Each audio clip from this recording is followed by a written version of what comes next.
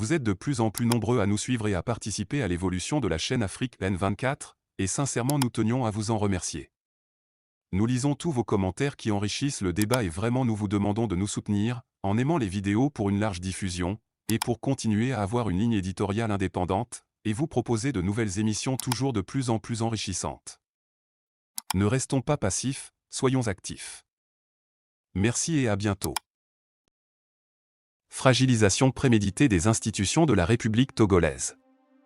La DMP active son arsenal juridique contre le gouvernement togolais et les autorités a fixé une nouvelle date pour les élections. La Dynamique pour la majorité du peuple, DMP, a officiellement lancé une offensive judiciaire contre le gouvernement togolais, en s'appuyant sur les dispositions de l'article 104 de la Constitution togolaise. Selon cet article, la Cour constitutionnelle est tenue de statuer sur tout contentieux dans un délai maximum d'1 mois, période qui peut être réduite à 8 jours en cas d'urgence déclarée. Ce mardi 9 avril 2024, la DMP a déposé une requête importante auprès de la Cour constitutionnelle, marquant une étape cruciale dans son combat contre ce qu'elle considère comme des violations flagrantes des lois fondamentales du pays par le pouvoir en place. Cette action vise à obtenir un jugement sur les manquements du gouvernement concernant le respect de la Constitution et du Code électoral. La saisine, qui a été déposée, invoque spécifiquement l'article 104 de la Constitution togolaise, demandant à la Cour de garantir le respect des dispositions constitutionnelles et de juger la régularité des prochaines élections. Selon les plaignants, le mandat de la législature sortante a expiré le 31 décembre 2023, et selon l'article 52 de la Constitution, les élections auraient dû se tenir au plus tard le 30 novembre 2023. La démarche juridique de la DMP a pour but de mettre en lumière les irrégularités et les abus de pouvoir qui, selon elle, caractérisent l'administration actuelle. En réaffirmant son engagement à utiliser tous les moyens légaux et constitutionnels disponibles, la DMP se positionne en défenseur des droits civiques et de la souveraineté du peuple togolais. Appel à la mobilisation. Parallèlement à cette initiative judiciaire, la DMP exhorte les citoyens togolais à rester mobilisés et vigilants. La coalition politique encourage la population à se préparer à prendre des mesures pour défendre et préserver la démocratie dans le pays. L'appel à la vigilance et à l'action souligne la gravité de la situation et le rôle crucial que le peuple togolais pourrait jouer dans les jours à venir. Avec cette nouvelle requête, la DMP espère non seulement influencer la politique interne par les voies légales mais aussi attirer l'attention de la communauté internationale sur les défis démocratiques que rencontre le Togo. Alors que la Cour constitutionnelle examine cette requête, les implications pour la stabilité politique et la légitimité du gouvernement actuel sont significatives. La population togolaise, ainsi que les observateurs internationaux, attendent désormais de voir cette démarche juridique contribuer à rectifier le cours de la gouvernance au Togo. Dans un climat de tension croissante, l'issue de ce combat juridique pourrait bien déterminer l'avenir politique du pays. Voici le contenu de la requête. Saisine aux fins d'un prononcé sur le non-respect des dispositions constitutionnelles consécutives à la violation de l'article 52 alinéa 2 de la Constitution togolaise et du Code électoral. Madame, Monsieur. Candidat aux prochaines élections législatives et régionales, nous venons par la présente saisir votre institution, à l'effet qu'elle exerce ses prérogatives de garant du respect des dispositions de la Constitution et de juge de la régularité des élections législatives et régionales conformément à l'article 104 de la Constitution togolaise. La fin du mandat de la législature sortante ayant échu le 31 décembre 2023, les élections législatives et régionales en application de l'article 52 de la Constitution doivent se tenir dans les 30 jours précédant l'expiration du mandat des députés. Les élections législatives conformément aux dispositions de notre Constitution devaient avoir lieu le 30 novembre 2023. Aucune disposition n'a été prise par le gouvernement afin que les dites élections puissent se tenir à date. Le gouvernement n'ayant non plus mis en évidence aucune raison légitime et encore moins jugé utile de saisir votre institution, il a de manière cavalière pris 6 décrets présidentiels le 8 février 2024 à la suite d'un Conseil des ministres, dont le 4e a convoqué le corps électoral pour le 13 avril 2024. Toujours dans la dynamique de cette démarche impulsée au mépris des règles constitutionnelles, un 2e décret présidentiel a été pris reportant les élections législatives et régionales au 20 avril 2024 avec un début de campagne électorale prévu pour le 4 avril 2024. Cependant, quelques heures avant le début de cette campagne, en particulier le 3 avril 2024, le chef de l'État a procédé à nouveau au report de ces élections à une date ultérieure et ce, par un communiqué de presse, consolidant ainsi son choix d'entraver le fonctionnement régalien des institutions de la République. Ce communiqué ainsi dépourvu de tout caractère légal constitue à cet effet le socle d'une décision à caractère politique, alors même qu'au terme de l'article 42 de notre Constitution, tout citoyen a le devoir sacré de respecter la Constitution ainsi que les lois et les règlements de la République.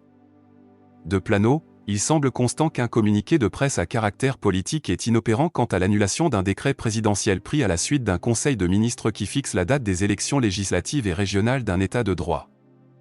Par voie de conséquence, nous vous prions de bien vouloir prononcer au visa de l'article 104 de la Constitution togolaise la nullité absolue de ce communiqué de presse du 3 avril 2024 et instruire le gouvernement de fixer diligemment la date des élections législatives et régionales conformément aux dispositions du Code électoral ainsi qu'au regard du chronogramme proposé par la CENI, afin de surseoir à ce qu'il convient de nommer la fragilisation préméditée des institutions de la République togolaise. Veuillez accepter, Madame, Monsieur, l'expression de notre considération distinguée. Je salue vraiment la saisie de la Cour constitutionnelle du Togo par la dynamique pour la majorité du peuple. Cette démarche nous met le sujet du point de vue aussi du droit et donne une consistance à la lecture politique.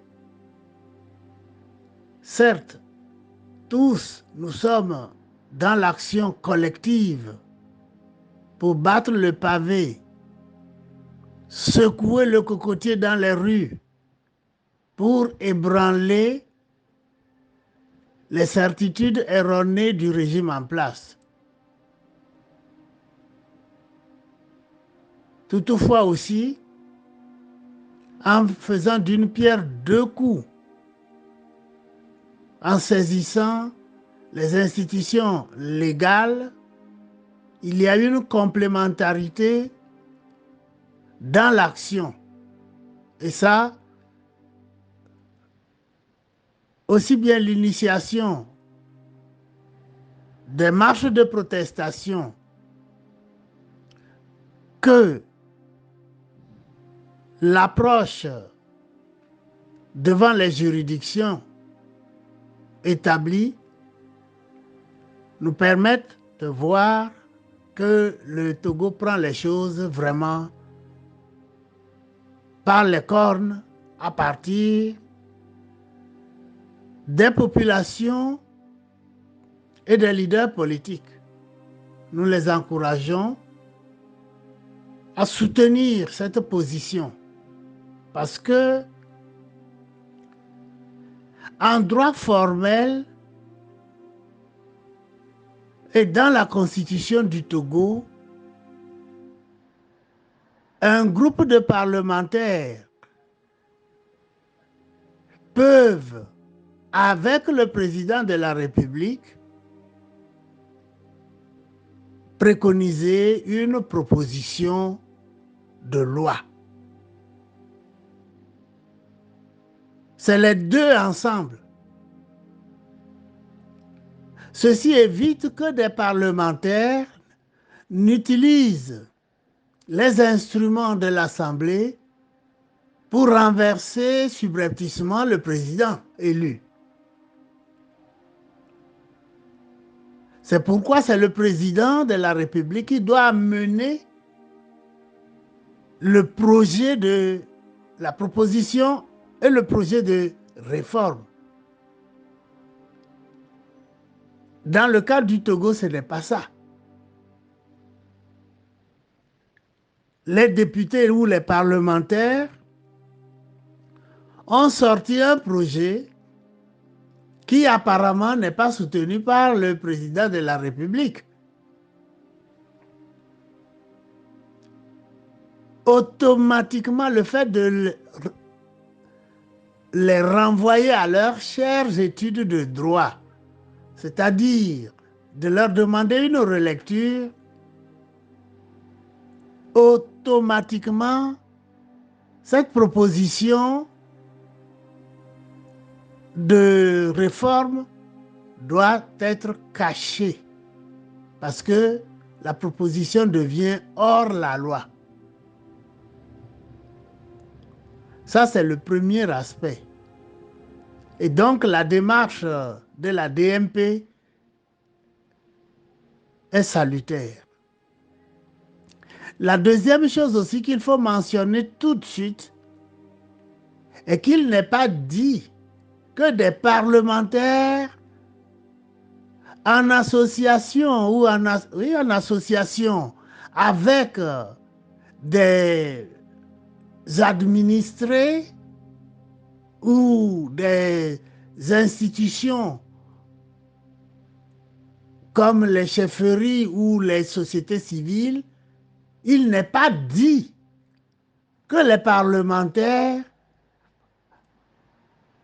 porteraient avec ces instances ensemble un projet quelconque de réforme constitutionnelle. C'est faux, ce qu'ils sont en train de faire. Les consultations qu'ils mènent devraient déboucher au retrait pur et simple de ce qu'ils ont mis en œuvre. Parce que la Constitution ne le dit pas. Lorsqu'il y a crise dans une société, on se pourvoit devant la Constitution et c'est la Constitution qui guide. La Constitution n'a jamais dit que des parlementaires pourraient concocter leurs propositions de loi en accord avec des institutions, quelles qu'elles soient. Donc il y a tout le temps, il y a deux vices de forme. Cela montre que le régime en place est aux abois. Il ne tiendra pas. Josata. Likez la vidéo si ce n'est pas déjà fait. Laissez aussi votre point de vue en commentaire. Abonnez-vous et cliquez aussi sur la petite cloche de notification pour ne rien rater de nos prochaines vidéos. N'oubliez pas de partager aussi la vidéo et de la liker.